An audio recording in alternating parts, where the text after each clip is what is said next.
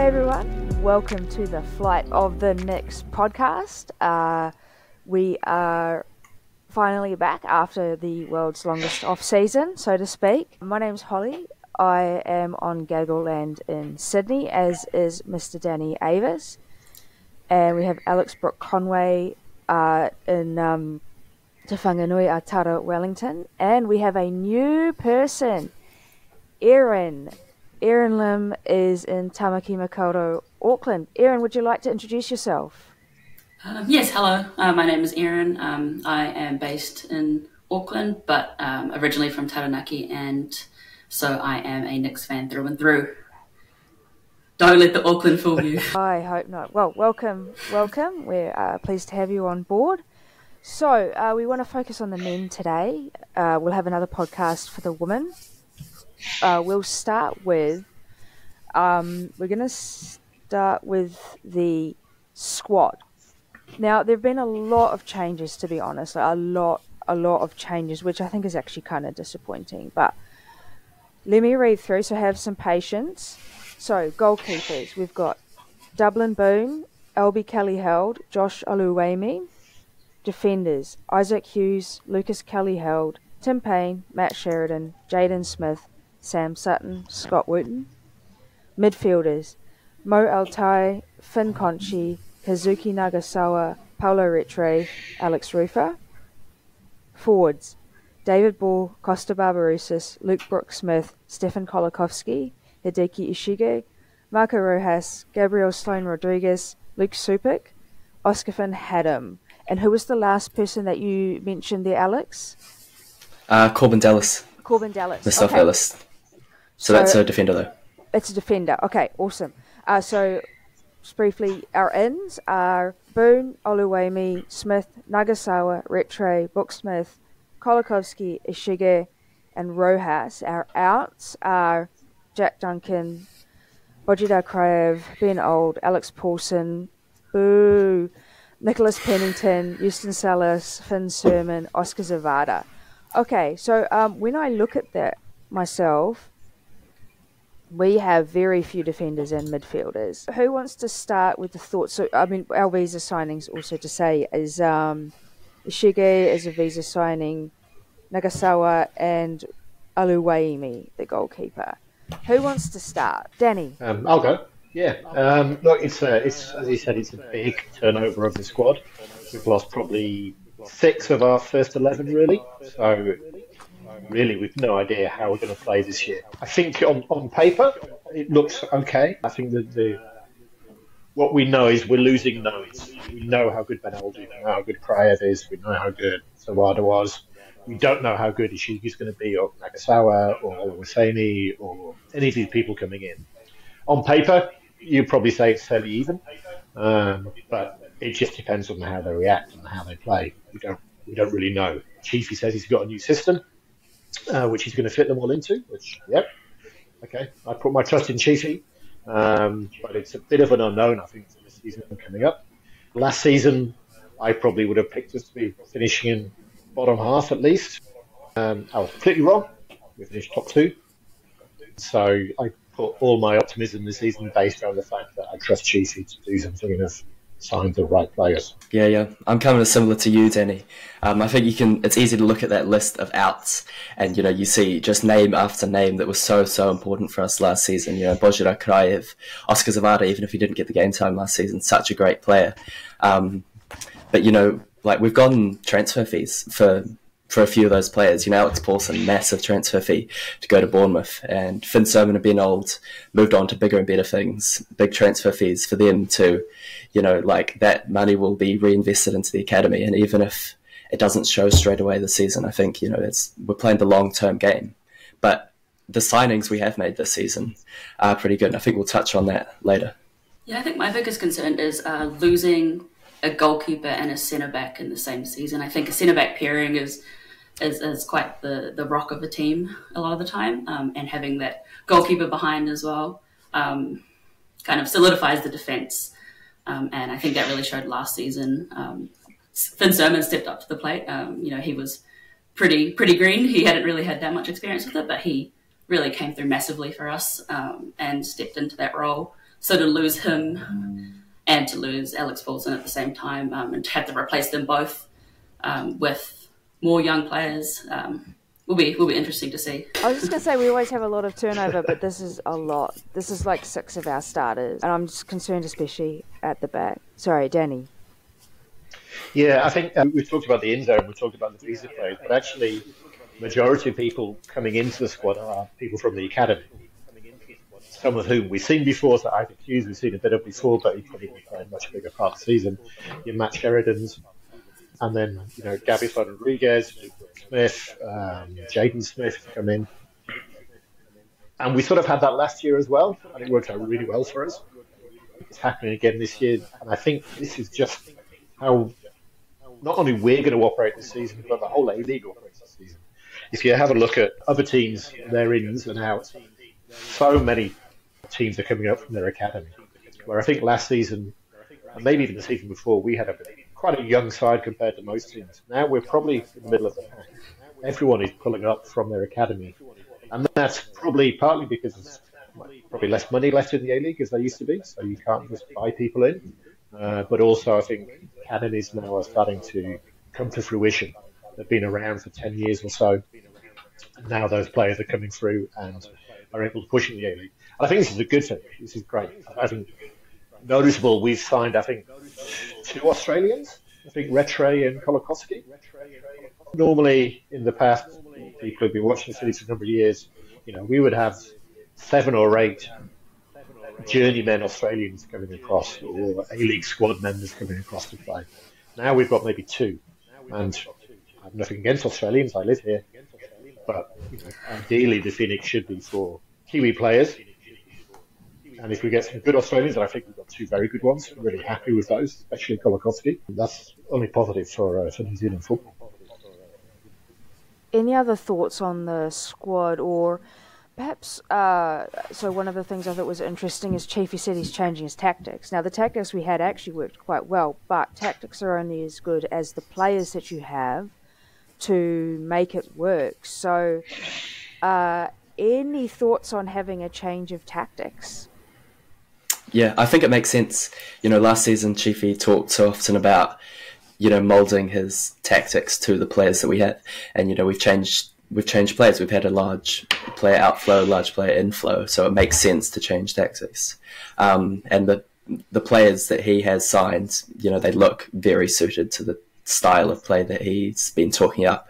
He's been talking up this versatile style of play, which is hard to kind of imagine until you see it in play. So I don't know if there's, much we can say before seeing it in play, but, based on what he's said so far, and I trust Chiefy, I think, he's a great coach, in the press conferences, you always learn something from what he's saying. So I think the versatile style of play can be really, exciting to watch, and especially some of the players that we've signed, especially Ishige. I think they fit that style of play perfectly, and just kind of excited, really. Yeah, reading up about these new imports as well, it looks like they can play kind of anywhere in the midfield or up front, and having the versatility in the players to kind of go where, you may need them really helps to, change tactics if we have to, adapt to what we need to do, and have cover for almost every position as we go throughout the season. I still think we're very light on midfielders and defenders. Now, I know there is a lot of flexibility for some of these players to play further back, but I count, let's see, obviously we have our 3 goalkeepers, but we've got 1, 2, 3, 4, 5, 6, 7, 8 defenders. And then the midfield we've got 1, 2, 3, 4, 5, which is not great. We've got tons of attackers, it feels like. I do sort of worry about depth there. Yeah, I'm actually not too worried about that. We've got heaps of 6s. Moelte can play 6, Finconchi can play 6, Nagasawa, Retre, Rufa, pretty much all of those players in the midfield can play 6. So I think that kind of looks to be a very defensive style of play. And then we might have those players who play further forward, dropping back further to kind of carry the ball forward. I don't know if we can expect to see no 8. Paula Retre can play 8. Probably Kazuki Nagasawa can also play 8. And I think it's just kind of going to be a bit more fluid this year. I'm a little bit more worried about the fact that we don't seem to have a particular goal scorer. There was a lot of pressure on Zawada the last 2 seasons, and we actually did okay when he was injured for a lot of last season. But to expect Barbarouses to score as many goals again, 2 seasons in a row, I think that's a bit too much. So there's a lot of pressure on there from Oscar Van Hatten or with Supik to really step up and start scoring goals. Very hard thing to do. Van Hatten hasn't shown, particularly that he's a huge goal scorer. And Supik, we don't really know yet. So where the goals are coming from, I don't know. At the moment, you look at that squad and you think there's going to be a lot of assists there, but I'm not sure if you can actually put them in the back of the net. Yeah, that's true. I was kind of hoping at the start of pre-season that Ben Waine would come back on loan because he hasn't had the best time at Plymouth. It's probably a bit hopeful, but it didn't work out, and I think he would have been the perfect Zawada replacement. But I think Barbarouses can tap them in. He did last season. Shige's got an proven track record, and others like Rojas, etc., etc. Yeah, I think we'll have to. Yeah, all the highlight clips of Ishige is just showing him. Smacking it top corner from outside the box. So I think those highlights were from maybe 7 years ago. So who knows if it's still the same Ishige we're getting? But I hope we get at least a couple of those this season. That'd be quite exciting to have in our arsenal. Well, just on Ishige, he's played, I think 300 games in Japan, and he's only 29. I think over half of those have been in the top league of Japanese football, which is a really good league. I think it's top 10 leagues in the world, and it's really, really technical. And I think sometimes the players that we see come into the A-League kind of miss out on that technicality so much. So I think he's kind of like a different profile to players as we've seen come into A-League before. So it's hard to really know what you're going to get with him. I think that's a good point about a lot of the players that are brought in. Their technical skills are probably going to be high. Both the Japanese players are supposed to be very good technically. And then you've got Rojas, you know about him. Kolsky as well is very good with his feet. And then we've got the 2 young lads, Fon Rodriguez and Brooke Smith, who also, from what I've seen of them and what I've read, are, again, technically really quite up there. It could look very nice in terms of our forward play. Effective? Well, that's yet to be seen. But yeah, we could play some very attractive football this year. Do we want to make table predictions? Now, obviously, I think we were quite wrong last season. And I think normally what we do is we predict the next scraping into finals. It's hard to tell with this basically very changed team, changed tactics. What will happen? I'm tempted to say mix at 6 again, but who knows? I feel like last season I've got that sinking feeling that we missed out on our best opportunity in a long time. So I hope we win the league, and obviously Chiefy's capable of anything. But how do we feel about maybe the position and where we end up? No one. I'll go. Danny? I'll go. Again, really hard, and my track record isn't great. As I said, last year I really thought we were going to struggle, and we finished second. This year, I'm more confident. It's more optimistic, and that's probably based around Chief's abilities rather than anything else. So I think we will possibly finish top 4, maybe 4th. Again, it's a bit harder to tell this year. I don't really want to make a prediction. I think it's too hard to tell, really. Last season I thought we weren't going to do too well. We did amazingly, and this season, I think if you look at the squad on paper, it looks pretty good. Perhaps with some, small things to iron out. But I think that's we had the same problem last year. We only made 1 signing last year, and the squad was relatively the same. So there's just so many variables. I don't think you can really make a prediction, or at least I can't. I think because of the other teams have changed so much as well. We don't really know what we're getting into. We've changed a lot, but a lot of the other squads have as well.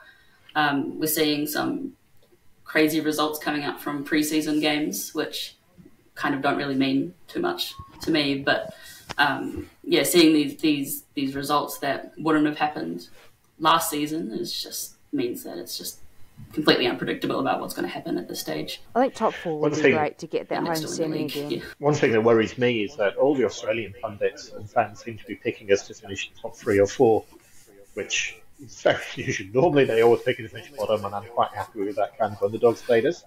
The fact that they're expecting us now to be up there is brand new for me, and I don't think I like it. I mean, there are 13 teams now, so that does make making that top 6, top 4, top harder. And let's have a chat about JAFA FC, the Black Shites, whatever you want to call them. Auckland is back for its 3rd crack at having a professional football team playing in the Australian League. How many years will they last? Who knows? Let's see, the last ones didn't last for all that long. I think one of them lasted for 1 season. They obviously have a lot of money behind them.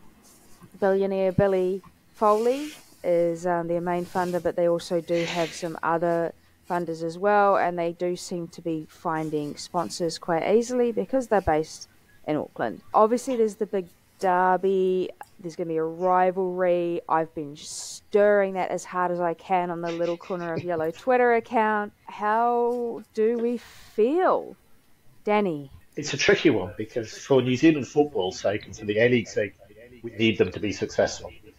We don't want them to go bust in a couple of years because it'll drag down the A-League and it'll drag down New Zealand football. On the other hand, of course, we don't want them to be more successful than Phoenix.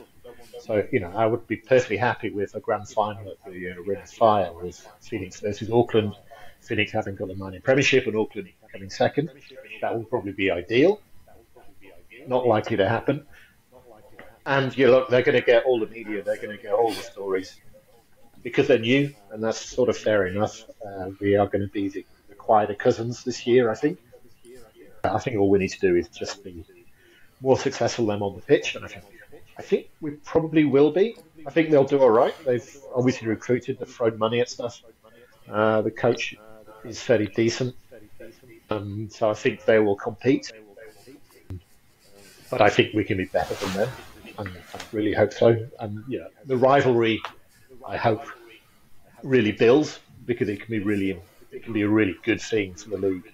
And I'm hoping they will be, I guess, established fairly quickly, so I can just really want them to start. I can start wanting them to fail.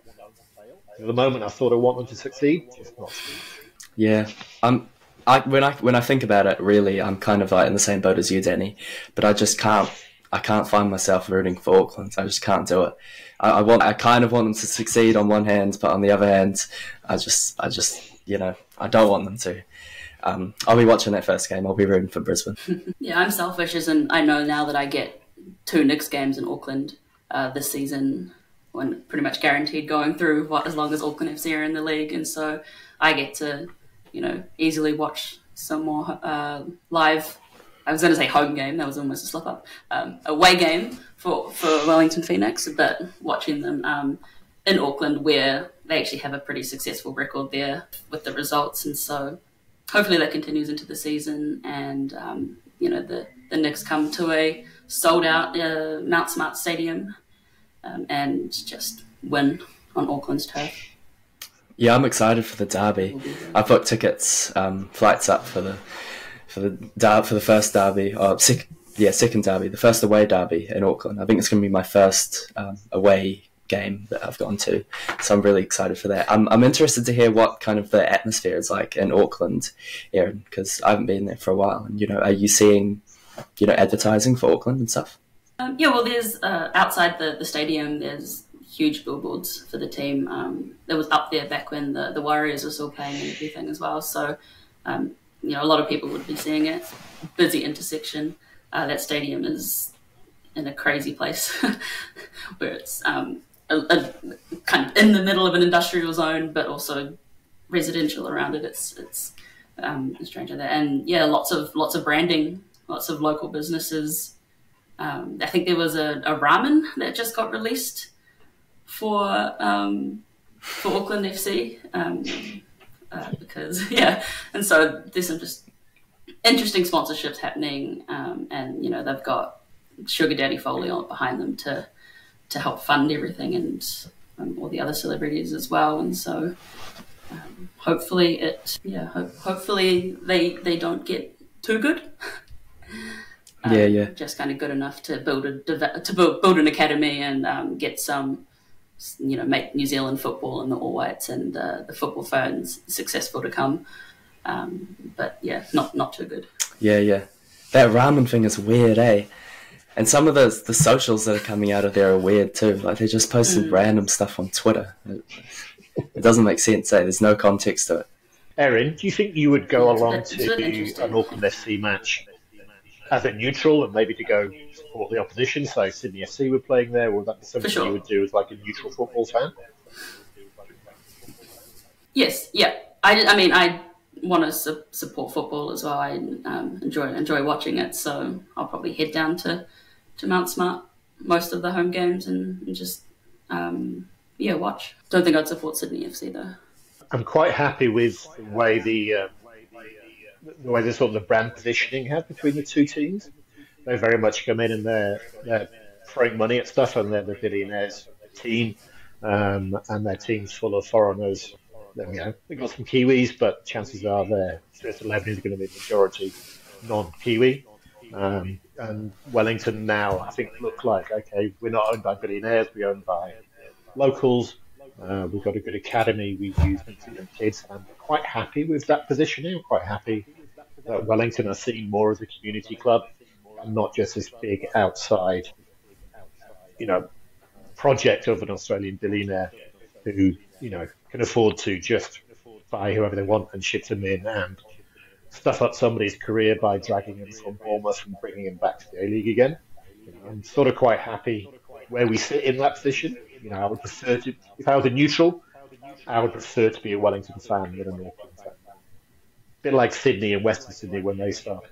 I knew a lot of Sydney FC fans who were like, I don't really want to be Bling FC. I'd probably prefer to be what looked to be Community Wanderers. Well, we'll see what happens. It will be interesting. I frankly would be, as much as you might say it would be good for New Zealand football, I hope they fail miserably because fuck JAFA FC. They're already getting the better treatment by the media, the better treatment by the Air New Zealand, that stupid magazine that they have, that in-flight magazine. It stated that Auckland FC was the only professional team in New Zealand's playing in an Australian league. Like, shit like that. Like, it's just, they are going to get an easier time of it. So to just pivot away from that slightly, I mean, we haven't really broken down what happened last season, but what needs to change from last season to the next? Or what do we really need to focus on? What do you hope works out? What do you fear might not work out, considering what happened last season? So, not much needs to change. We came as close as we could to winning the competition as we possibly could. We were right down there until extra time. Obviously, I don't really know what we could do better than that, apart from just win it. What worries me is that maybe last year was a bit of a perfect storm for us. Just everything came together. We had all these academy players that just seemed to come to the boil at once.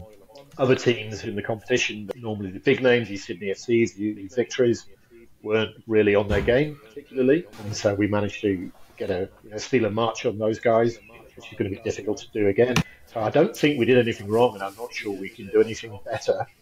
We're going to struggle to do something as good as that, realistically. The good thing is, obviously, we've got Chiefy. If he's done it once, then potentially he can do it again. I think, other than going out and buying, the best players in the world, which we can't do, I think we're going about things the right way. We've got a great academy. We're bringing the players through. We're investing in the academy, and there will be years when that doesn't work because those players either aren't ready or perhaps aren't good enough. But there will be years like last year when it does work. Hopefully, this year will be like last year. All right. So first up, we have the Snakes at home, October 20th. So that is just over a week away, actually, which is quite soon. I mean, obviously it's a new season and I don't know what to expect. I'm happy to be playing against Western United, which isn't like the best team in the comp, so it might let us settle. a bit, so I'd like to see a win by a couple of goals there. I hope we get a good turnout after the buzz that we had last season. How do we reckon we'll go against the Snakes? It's kind of hard to predict, really. No disrespect to Western, but I don't think they're the best team, or I haven't really heard much from them in the way of signing. I think, as far as first games go in a season, it's not bad. It's not a bad start. Our pre-season games, haven't been the best if you look at them on paper, but I'd rather have those kind of poor results, if you will, in pre-season than in the actual season. So, I'm just hoping we kind of just go out there. Hopefully we get a good crowd in at Sky Stadium. Hopefully people remember what we did last season and, remember that amazing Zavada moment and come back for more. And I guess you can just hope for the best, really. Yeah, it looks like Western United beat Melbourne Victory yesterday in a pre-season friendly 3-1, which is a bit of an interesting result from them, seeming Western United have almost the same squad as they did last year, and they came second to last. Scored the least number of goals, conceded the second most number of goals, and have a relatively unchanged back line. I think the only signing I can really remember is that they got Ibusuki from Adelaide, if that's correct. Top goal scorer at Adelaide, so that might help them to put away a few more, but I mean, it's hard to tell at this stage. I think as a first up fixture, it's really getting better for us. We're at home. We're against, as I say, probably one of the weaker sides in the competition, as far as we know, much as we know anything. And they don't seem to be particularly excited. They didn't do well last season. They haven't signed anyone. No one's expecting much from them. So that's probably good for us because, again, we'll have a team out there that hasn't played together before. So I would be happy with any kind of. I'd be happy with a 1-0 win. Quite happy, not a problem. And yeah, I hope there's a bit of momentum in terms of crowd. Remembering it's so hard with this such a long season, 6 months off season, that all that momentum that we had, all those people in the stadium who had just the most amazing night. Are they still going to remember it and shell out the money and turn up? Let's hope so. Well, we'll see.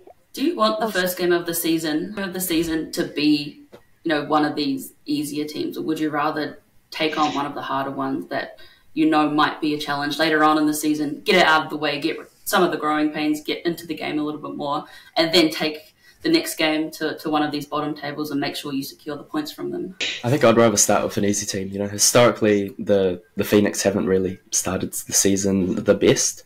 I know this season we've kind of switched that up a bit and switched up what we do in pre-season with kind of going to Australia, coming back to play a game here, and then going to Australia again, like what we kind of emulating what we do in the actual season. So hopefully that has an effect. I guess it's kind of really hard to tell until the season started. Last season we didn't start the season, we definitely didn't start the season on our highest, but we didn't start the season poorly either. So, I'm just hoping, I'd be fine with a draw. I'd be fine with a 1-0 win, edging out a win. Hopefully we don't lose too heavily. Our defence hasn't been the best in pre-season. Scotty Wootson and Isaac Hughes. Isaac Hughes kind of an inexperienced defender against such a proven striker such as Hiroshi Ibusuki. I guess you can just hope, really. Well, the proof is always in the pudding, isn't it? I think in terms of marketing, I think the Phoenix are probably quite happy that it's a less exciting team, if you like, because whatever happens this weekend, all the media attention is going to be in Auckland in their first match. That's just the nature of the things that's going to happen. So it's probably good. It's not a big, like a replay of a semi-final or a Sydney FC. It's just a West United. Let's just go out there. We'll play the game. Again, hopefully we'll put some combinations together, get the team getting ready to play, get his better idea of how we're going to play against A-League sides, and come away. I say I'll be happy with all. Well, I mean, there's always the chance we might lose, but let's hope that we have a good start to the season, because slow starts really make it quite difficult to claw your way back into a good position. I think we'll wrap it there. Thank you so much for joining us today. We will be back with a women's season preview discussion. They start their season a couple of weeks after the men. Lots of exciting things happening there. Thanks for joining us. We'll see you next time.